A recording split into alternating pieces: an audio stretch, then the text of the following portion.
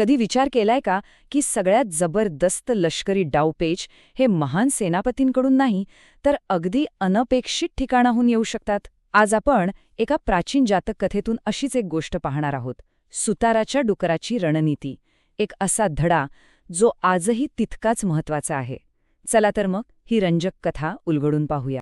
एक प्राचीन दंतकथा एखादं आधुनिक युद्ध कसं जिंकून देऊ शकते, हा प्रश्न ऐकायला जरा विचित्र वाटेल, बरोबर?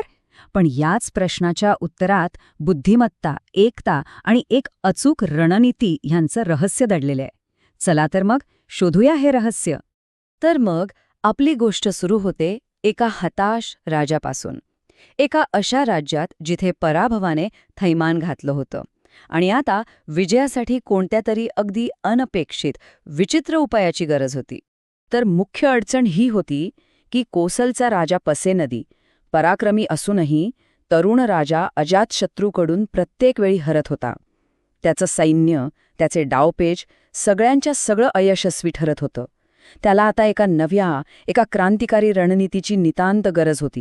राजाने विजयाचा मार्ग शोधण्यासाठी सगळीकडे माणसं पाठवली, पण गंमत म्हणजे त्याला उपाय रणांगणावर नाही तर एका शांत मठात सापडला. हेच तर खरंय, ज्ञान कधीकधी सगळ्यात अनपेक्षित ठिकाणीच दडलेलं असतं. राजाचे हेर तिथे पोहोचले आणि त्यांनी 2 वृद्ध भिक्खूंना, धनुग्गह तिस्सा आणि मंतिदत्त यांना बोलताना ऐकलं. ते राजाच्या पराभवावर चर्चा करत होते आणि त्याला चक्क जन्मजात मूर्ख म्हणत होते.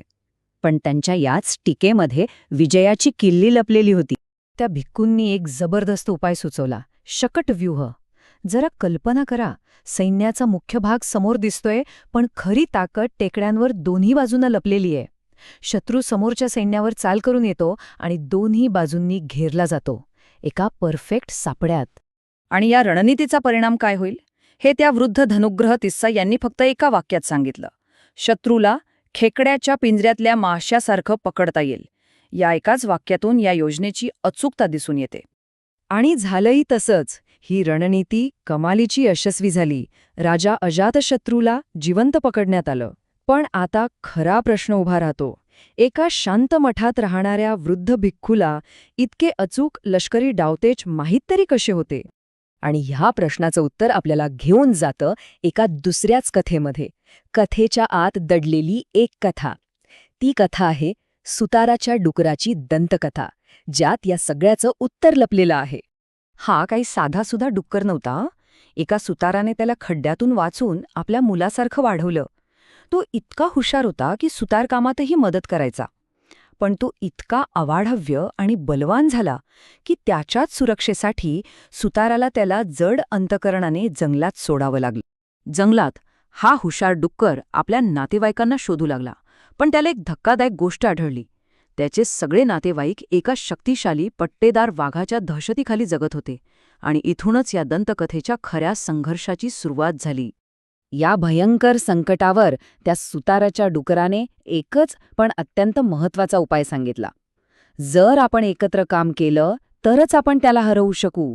एकी हेच बळ, हा साधा सोपा नियमच त्यांच्या विजयाचा पाया ठरणार होता. आणि मग त्या हुशार डुकराच्या नेतृत्वाखाली वाघाला हरवण्यासाठी एक जबरदस्त आणि सविस्तर योजना तयार झाली. चला पाहूया ती नेमकी काय होती. डुकराने पद्मव्यूह नावाची एक अभेद्य रचना तयार केली. जरा डोळ्यासमोर आणा, जणू काही एक कमळच. सगळ्यात आत केंद्रात होती सगळ्यात असुरक्षित पिल्लं. त्यांच्या भोवती संरक्षणासाठी त्यांच्या आया, मग तरुण डुकरं आणि सर्वात बाहेरच्या बाजूला सर्वात बलवान आणि अनुभवी डुकरं. जणू काही एक जिवंत किल्लाच. पण ही लढाई फक्त ताकदीची नव्हती, ती होती मानसिक दबावाची. डुकरांनी आपल्या एकीची ताकद दाखवली. वाघाने एक डरकाळी फोडली तर शेकडो डुकरांनी एकत्र मिळून डरकाळी फोडली. त्याच्या प्रत्येक कृतीला त्यांनी एकत्रित प्रतिसाद दिला. एका शक्तिशाली वाघासमोर आता एक संघटित सैन्य उभं होतं आणि यामुळे तो पुरता गोंधळून गेला. अगदी वाघालाही हे कळून चुकलं होतं की आता परिस्थिती बदलली आहे. त्याच्या शब्दांत सांगायचं तर तो म्हणतो, आता ते अजिंक्य होऊन माझा सामना करत आहेत. यातून त्यांच्या एकीची ताकद किती जबरदस्त होती हे स्पष्ट दिसतं. पण थांबा, गोष्ट इथेच संपत नाही. वाघाचा पराभव म्हणजे पूर्ण विजय नव्हता, कारण या कथेचा खरा खलनायक वेगळाच होता. खरी लढाई अजून बाकी होती. आणि हेच तर या कथेचं सार आहे की कधीकधी फक्त समोरच्या शत्रूला हरवणं पुरेसं नसतं.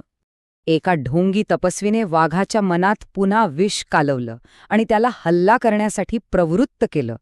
यावरून हेच दिसतं की छुपे शत्रू आणि चुकीचा सल्ला देणारे किती जास्त धोकादायक असू शकतात. यावेळी सुताराच्या डुकराने एक अफलातून पण साधा सापळा रचला. तो 2 खड्ड्यांच्या मधोमध शांत उभा राहिला. वाघाने त्याच्यावर झेप घेतली आणि त्याच क्षणी डुक्कर पहिल्या खड्ड्यात गडप झाला. वाघाचा वेग त्याला थांबवू शकला नाही आणि तो थेट दुसऱ्या खड्ड्यात जाऊन पडला. सापळा यशस्वी झाला होता. वाघाचा अंत झाला, पण डुकरांना एक खूप मोठी गोष्ट लक्षात आली. त्यांची खरी समस्या वाघ नव्हता, तो फक्त एक हत्यार होता. खरा शत्रू होता तो ढोंगी तपस्वी, जो त्याला भडकवत होता. म्हणून त्यांनी फक्त धोक्याला नाही, तर धोक्याच्या मूळ स्रोतालाच नष्ट करण्याचा निर्णय घेतला. आणि पुन्हा एकदा त्यांनी आपल्या एकीची ताकद दाखवली. लहान डुकरांनी झाडाची मुळं उकरली, मादी डुकरांनी पाणी आणून माती भुसभुशीत केली आणि शेवटी सुताराच्या डुकराने आपल्या धारदार सुळ्यांनी मुख्य मूळ तोडून टाकलं. झाड कोसळलं आणि त्यासोबतच त्यांच्या खऱ्या शत्रूचाही अंत झाला. तर या सगळ्या कथेचा आपल्या मूळ गोष्टीशी, त्या राजाच्या युद्धाशी काय संबंध? चला, आता भूतकाळाला वर्तमानाशी जोडून पाहूया आणि हे रहस्य उलगडूया. आणि इथेच सगळा उलगडा होतो. तो हुशार, रणनीतिकार सुताराचा डुक्कर दुसरं तिसरं कोणी नसून तोच वृद्ध भिक्खू धनुग्गह तिस्स होता. आणि ही कथा सांगणारे गुरु स्वतः बुद्ध होते. यातून हेच सिद्ध होतं की खरं ज्ञान आणि अनुभव हे जन्मांतरातूनही आपल्या सोबत राहतात. तर ही कथा आपल्याला एका खूप इंटरेस्टिंग प्रश्नावर आणून सोडते. आपल्या प्राचीन कथांमध्ये आणि दंतकथांमध्ये अशा आणखी किती कालातीत रणनीती लपलेल्या आहेत, ज्या आजच्या जगातही तितक्याच प्रभावी ठरू शकतात? यावर नक्कीच विचार करायला हवा.